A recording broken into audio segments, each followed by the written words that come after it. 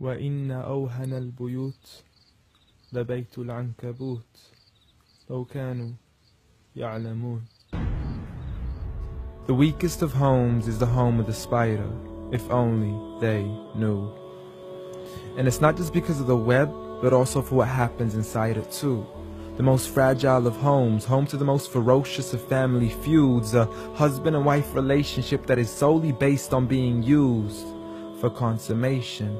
See, as soon as they finish mating, the wife would then consume the body of her own husband. It's disgusting, and so can the children be too.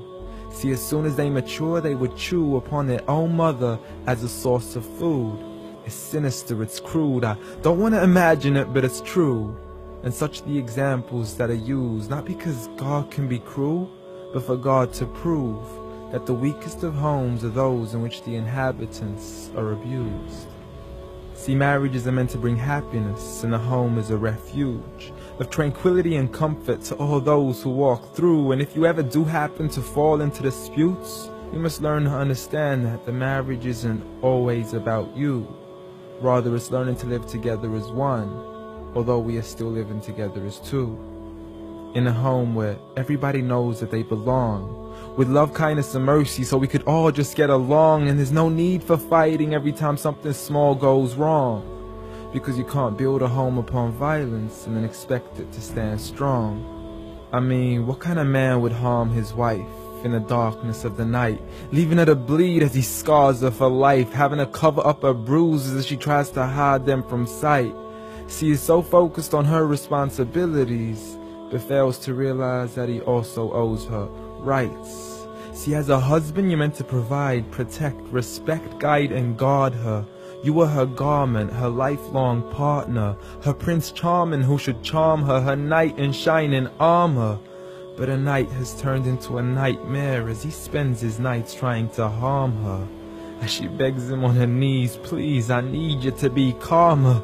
I urge you, see, patience is a virtue. I never even heard you. I promise I didn't mean to hurt you. Please don't be mad. And please don't let the kids see, cause it's not right for a dad. It's sickening, it's sad that such scenes are happening in reality within the homes of so many broken families. It's a calamity that we forgot what the meaning of marriage is. Did you forget that the best of you in character is he who is best to his wife? The best of advice from the one who never harmed a servant, child, or wife in his whole entire life.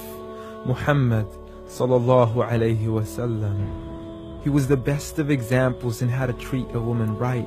See, if his wife had cooked something he had liked, he would eat it, and if he didn't, he would leave it without expressing an ounce of dislike.